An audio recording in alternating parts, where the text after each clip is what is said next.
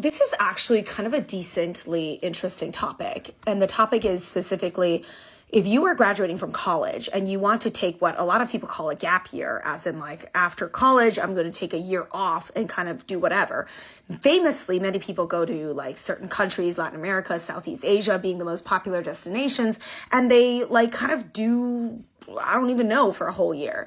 This program is something that I actually have insight into because one of my cousins, she is from China and she took a gap year in Australia and she went to work on a sheep farm because they have a specific, no, not Australia, New Zealand.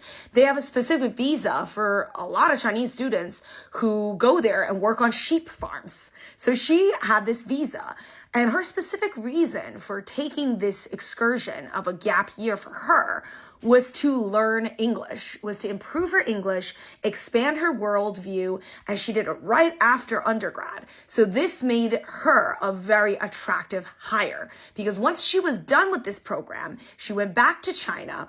And employers looked upon this favorably because they said, wow, here's a girl that had the guts to go to New Zealand of all places and shear wool and watch like sheep give birth. And she had so many amazing stories that made her stand out, and it was a conversation starter.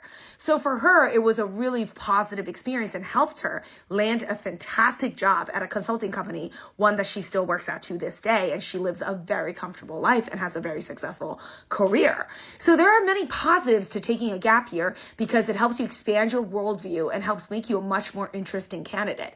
Now, do I think that this is something everyone should do?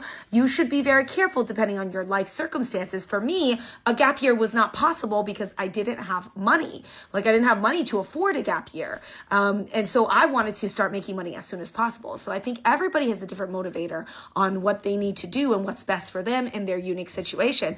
But employers may or may not look favorably upon a gap year, and that's totally dependent on who you speak to. Every single employer and hiring manager is going to have a different view on this. You might meet a boomer type person who's like, I can't believe this person was so irresponsible and decided to do that. You might meet a very open-minded person who's like, actually, I think this expands your worldview and makes you a much more interesting person and shows that you have perseverance in other ways. So I think it's completely dependent on who you meet and their view on work and gap years.